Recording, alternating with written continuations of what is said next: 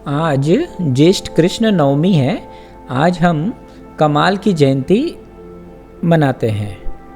कमाल कबीरदास के पुत्र थे। कमाल को आज भी कबीर की वजह से ही जाना जाता है।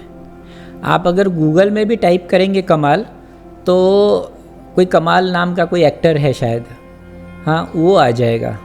आप सिर्फ कमाल अगर आप टाइप करेंगे तो आपको ये जो कमाल हैं, संत कमाल, ये आपको मिलेंगे ही नहीं।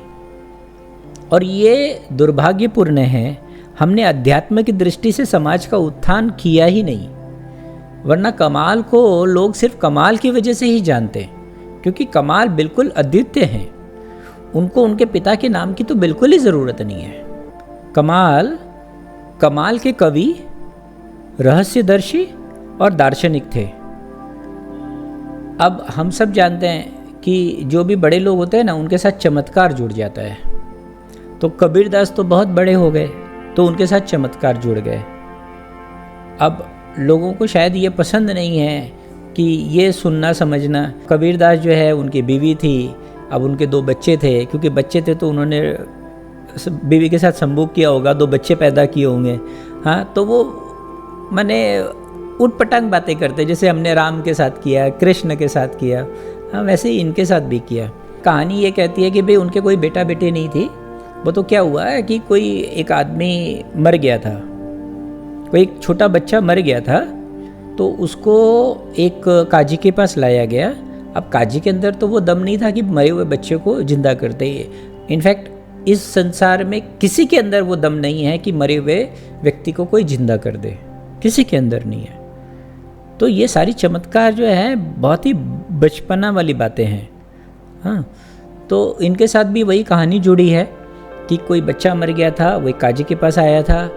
काजी तो कुछ कर नहीं सकता था ठीक। काजी ने एक चालाकी करी, उन्होंने बोला कि कबीर को लेकर आओ। तो कबीर को पकड़वा के लेकर आए।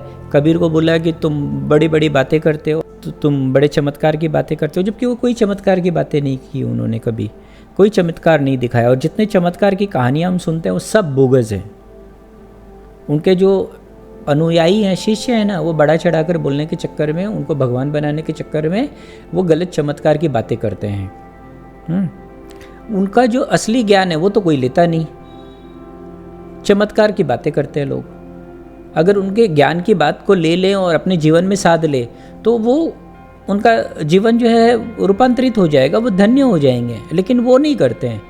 वो बेकार की बचपना वाली बातें करते हैं, चमत्कार की बातें करते हैं, उनको भगवान का रूप देने की कोशिश करते हैं। तो काजी ने कबीर को बुलवाया और कहानी ये कहती है कि कबीर ने जिंदा कर दिया।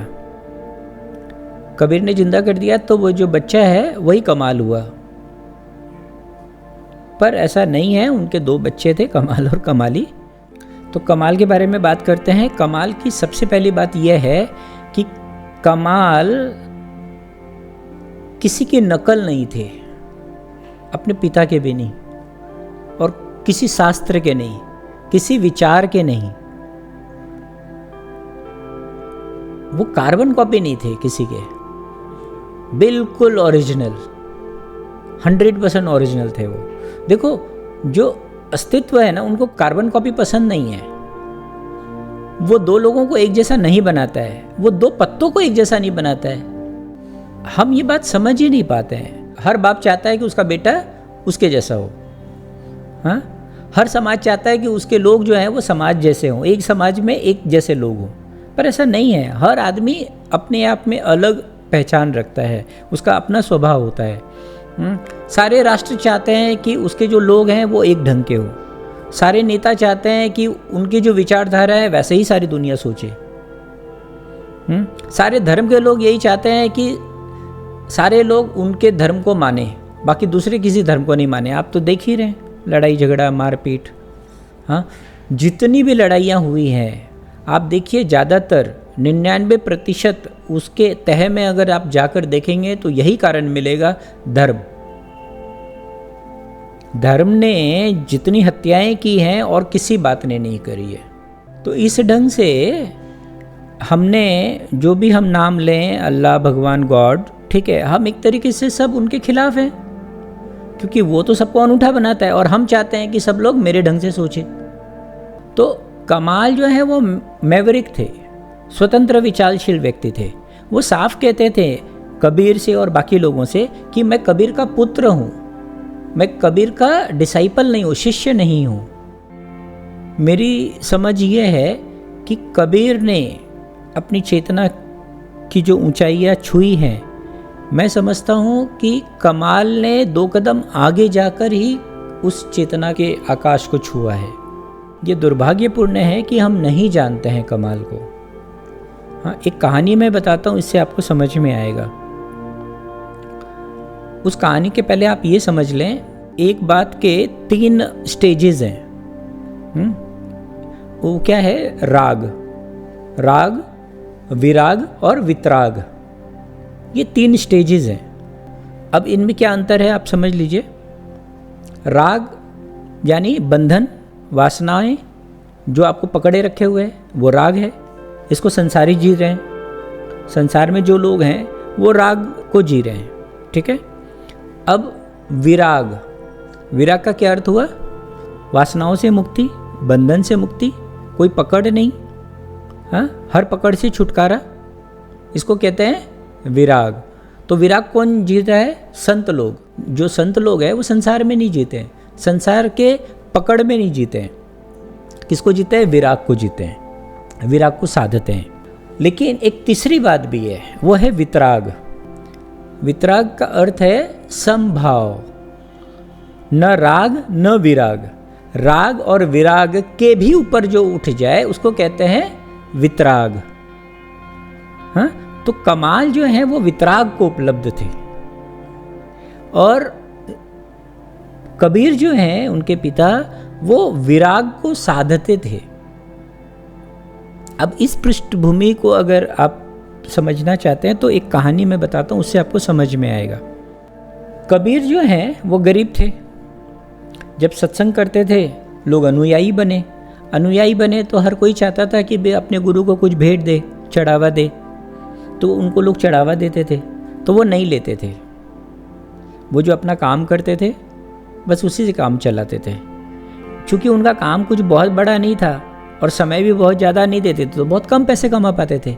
लेकिन चूँकि बहुत लोग उनके घर आते थे तो बहुत लोगों का खाना पीना, हाँ, बहुत पैसे खर्च होते थे। कई बार तो उनको उनके घर में कुछ नहीं रहता था उनके खाने के लिए, ऐसी स्थिति रहती थी। लेकिन वो फिर भी किसी से कोई डोनेशन नहीं लेते थे। आजकल तो जो ट्रस्ट बनते तो सबसे पहले ये विचार करते हैं कि डोनेशंस कहाँ से आएंगे और डोनेशंस लेने के लिए किसको प्रेसिडेंट बनाना है, किसको सेक्रेटरी बनाना है। हाँ, तो कबीर जो है किसी से डोनेशन नहीं लेते थे, कोई जोर जबरदस्ती करे ना तो भी नहीं लेते थे। और ये सब वो देखता था कमाल।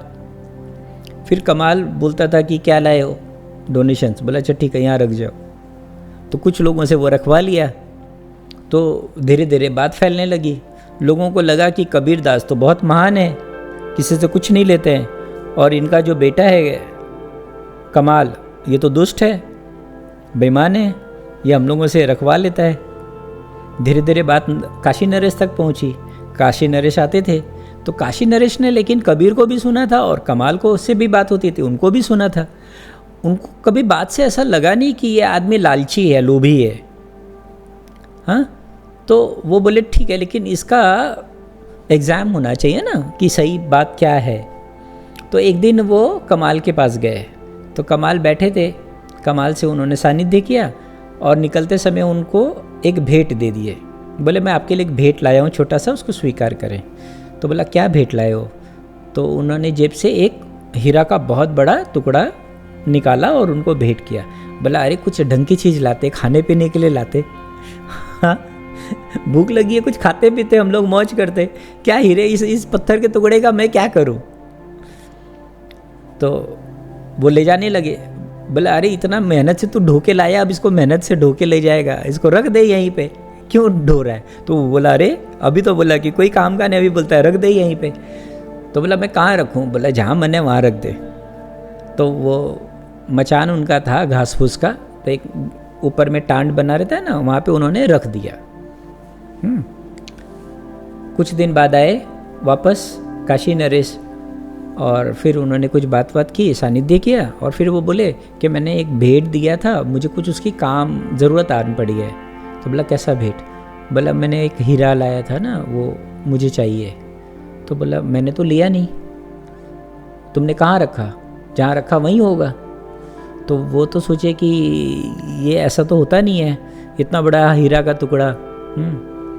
तो वो लेकिन जहाँ रखे थे उनको जगह याद थी, तो वो वहाँ पे हाथ लगाए तो देखिए वहीं पर पड़ा हुआ है। तो ये एक स्थिति होती है। हाँ, अब देखिए यही है राग विराग और वितराग का अंतर। अगर राग होता तो वो हीरा बहुत मूल्यवान है, उसको आदमी लेता, उसको व्यवहार करता, उसको बेचता, अपने काम में लेता। हाँ, लेकिन अगर उसको कबीर को दिया जाए तो कबीर लेंगे नहीं, क्योंकि वो विरागी हैं, वो विराग को साध रहे हैं। लेकिन जो विराग को साध रहा है वो भी ये तो देख ही रहा है ना कि ये जो हीरा है इसका एक मूल्य है, तभी तो वो, अगर कोई पत्थर देता तो पत्थर देना नहीं देना तो बराबर होता, लेकिन हीरा तो हीरा है, उसका एक मूल्य है। तो इसको कहते हैं विराग। लेकिन वितराग यानी हीरे को पत्थर ही समझना, ये एक स्थिति है। तो ऐसी स्थिति को उपलब्ध थे कमाल। ठीक है, अब देखिए मैंने पहले भी कहा है कि कमाल जो है वो कबीर से बहुत ऊंची स्थिति में थे। मैं आपको एक कहानी और बताता हूँ, उससे आपको समझ में आएगा। एक बार कुछ लोग आए और कबीरदास से पूछा कि क्या हमें नॉनवेज यानी मांसाहारी होना चाहिए या नहीं होना चाहिए? तो उन्होंने कहा कि नहीं, बिल्कुल नहीं होना चाहिए। मांस सब एक है, मुर्गी हिरनी गाय, आँखी देख नर खात है, ते नर नरखी जाए। यानी मांस तो मांस है, चाहे वो हिरन का हो, चाहे गाय का हो, चाहे मुर्गी का हो, तो कोई भी मांस नहीं खाना चाहिए। तो ये संदेश उनको मिला। अब लोग जानते थे कि कमाल तो अलग ढंग के आदमी हैं, इनका जवाब कुछ हमेशा अलग रहता है। इनको मौका मिला क्योंकि ये तो बड़े संवेदनशील सब्जेक्ट है। तो वो कमाल के पास गए, कमाल से कहा कि आपके पिताजी ये कह रहे हैं। तो वो हंस पड़े। उन्होंने उसका विरोध नहीं किया, लेकिन अपने ढंग से एक बात कही, वो बड़ा समझने जैसा है। वो कहते हैं तिरिया तिरिया सब एक है, जस मेहरी तस माए। तो ये और थोड़ी ऊपर की बात हो गई, क्योंकि वो कह रहे हैं कि जो औरत है, तो औरत है, चाहे वो बीवी हो चाहे माँ हो, तो क्या हम एक कहेंगे उसको? नहीं ना। तो फिर ये बात कबीर तक आई कि कमाल तो ये कह रहे हैं। तो कबीर जो है कि थोड़े से विचार में पड़ गए, क्योंकि ये तो बहुत ऊंची बात है। हाँ, तो कबीर एक बात समझते थे और अपने बेटा से बहुत प्रेम करते थे, और वो ये बात जानते थे कि कमाल जो कह रहा है ना वो बहुत ऊंची बात है, और मेरे पास जो लोग आ रहे हैं ना वो उतनी ऊंची बात समझेंगे नहीं, क्योंकि वो उसकी जो बातें हैं ना वो इन लोगों के ऊपर से चली जाएंगी, तो ये क्लैश होगा अननेसेसरी। तो उसने एक बहुत बढ़िया बात कही, बूढ़ा वंश कबीर का उपचा पूत कमाल। ये उन्होंने कहा कि भाई मेरा जो कुल है, यानी मेरा जो लाइनेज है, ठीक है, क्योंकि वो लाइनेज की बात कर रहे हैं, कुल की बात जिसकी करे, क्योंकि उनका जन्म कहाँ हुआ, किससे हुआ, यही नहीं पता है उनको, तो वो किस कुल की बात करेंगे, है ना। उनको कोई कुल का तो वैसा पता नहीं था, लेकिन वो जिस कुल की बात कर रहे हैं, वो किस कुल की बात कर रहे हैं। जैसे रामानंद, वो रामानंद के शिष्य थे। रामानंद किसके शिष्य थे? रामानंद रामानुज के शिष्य थे। बात समझे? तो इस तरीके से लाइनेज बना था। तो वो ये कह रहे हैं कि वो जो लाइनेज है गुरु शिष्य परंपरा के, उसका जो वंश है वो बूढ़ा हो गया, उसकी बात कर रहे हैं वो। हाँ, उपचा पूत कमाल। अब ये जो कमाल है वो पूत के लिए कह रहे हैं। पूत जो है वो कपूत नहीं कह रहे हैं। पूत जो है हमेशा सपूत के लिए यूज़ होता है, अगर सिर्फ पूत है तो कपूत नहीं होता है। लेकिन इसको मिस इंटरप्रेट किया गया है, और कुछ लोग जो हैं वो कमाल को कबीर के साथ जोड़ना नहीं चाहते हैं, क्योंकि उनकी अकल तो उतनी ही है, वो उसके ऊपर की बात तो सोच नहीं सकते थे। तो उन लोगों ने क्या किया कि इसको मिस इंटरप्रेट किया और अलग ढंग से बताया, और कई जगह पे पूत की जगह कपूत लिखा। कबीर साहब ने कहा कि भाई तुम्हारी जो स्थिति है वो बहुत ऊंची है, तुमको एक अलग पथ बनाना चाहिए। तो फिर वो बनारस से निकलकर गुजरात अहमदाबाद गए, वहाँ उन्होंने आश्रम बनाया। वहाँ उनकी एक लंबी परंपरा चल पड़ी। वहाँ पे उनके बहुत सारे शिष्य हुए जो बहुत संबोधि को उपलब्ध हुए, जैसे जमाल हैं, बिमाल हैं, बुढ़ऊ हैं, दादू साहब हैं। फिर दादू साहब तो कितने फेमस हुए, दादू साहब के तो कितने अनगिनत शिष्य हुए जो संबोधि को उपलब्ध हुए। फाइनली आप देखिए, कबीर जो हैं वो तो बहुत बड़े संत थे, और समाज की जो व्यवस्था थी उस समय, उसका उन्होंने बहुत खंडन करके समाज में सुधार लाने की बहुत कोशिश की। लेकिन कमाल जो है वो समय काल परिस्थितियों को नहीं देखते थे, वो शुद्ध चेतना की बात कर रहे हैं, शुद्ध अध्यात्म की बात कर रहे हैं। वो समय काल परिस्थितियों को देखकर बात नहीं करते हैं। मैं आपको एक और उदाहरण देता हूँ, उससे आपको समझ में आएगा। कबीर साहब एक बार कहते हैं, चलती चाकी देखकर दिया कबीरा रोए, दो पाटन के बीच में साबुत बचा न कोई। दो पाटन यानी आकाश पृथ्वी, सुख दुख, अच्छा बुरा, धन निर्धन, है ना, और सबसे बड़ी बात जीवन और मृत्यु। तो इनके बीच में जो पड़ता है वो समाप्त हो जाता है। अब बात समझ रही है, जो विरोधाभास है, पूरा अस्तित्व तो विरोधाभास है, हम सब विरोधाभास में जी रहे हैं। हम इन विरोधाभास के बाहर नहीं निकल पाते हैं और हमारा जीवन जो है समाप्त हो जाता है। इसको देखकर वो रो रहे हैं, इसको देखकर कबीरा रो रहे हैं, है ना, ये उनके शब्द हैं। लेकिन अब आप देखो, इसी पर कमाल क्या कहते हैं। कमाल कहते हैं, चलती चाकी देखकर हंसा कमाल ठठाए। वो रो रहे हैं, ये हंसा कमाल ठठाए। कील सहारे जो रहा ताही काल न खाए। देखो, उसी उदाहरण को कमाल अपने ढंग से कैसे बता रहे हैं। वो भी चाकी की बात कर रहे थे, ये भी चाकी की बात कर रहे हैं, लेकिन ये किसकी बात कर रहे हैं। कबीर को क्या दिखा, दो पाठ दिखे। कमाल को क्या दिखा, कमाल को वो कील दिखा।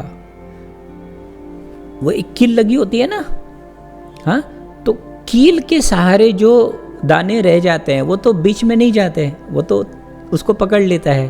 तो जो समझदार व्यक्ति है, जो आध्यात्मिक व्यक्ति है, वो क्या करता है, वो कील को पकड़ लेता है। कील यानी परमात्मा को पकड़ लेता है। जो आदमी परमात्मा के सहारे को पकड़ लेगा वो इस विरोधाभास के चक्कर में नहीं पड़ेगा। तो ये और ऊंची बात हुई।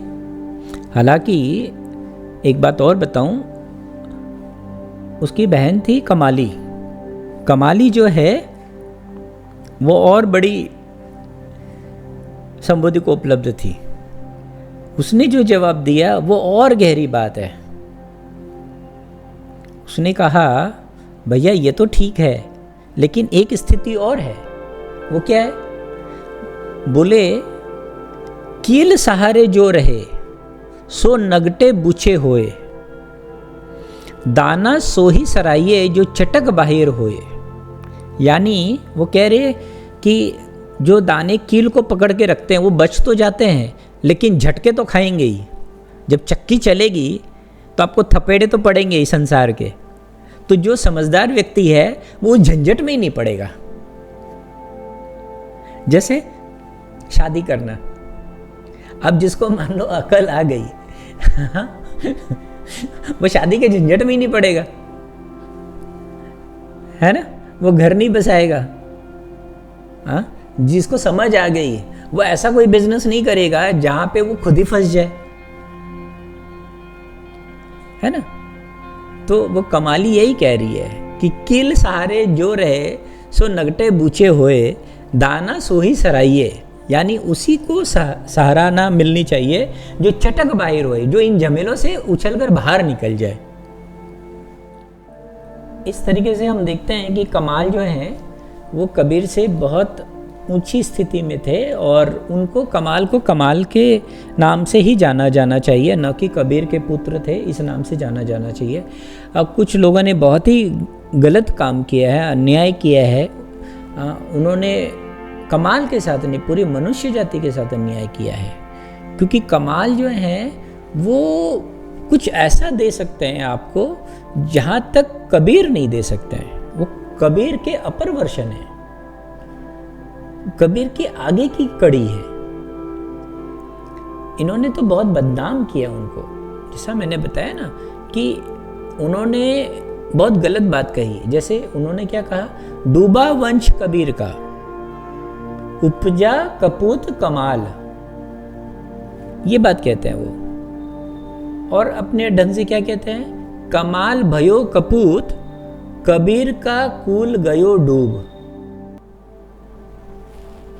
कबीर जो हैं, कबीर के परंपरा में भी आप देखो, जो उनके गुरु शिष्य की जो परंपरा है वो तो एक लाइनेज है, लेकिन कमाल की परंपरा में तो बहुत लोग हैं और बहुत गहरे साधक हुए। तो अगर परंपरा के हिसाब से भी देखो तो कबीर से बहुत लंबी परंपरा जो है कमाल की चली। लेकिन एक बात तो आप समझ रहे हो ना, जो चीज जितनी गहरी होगी वो उतनी कम होगी।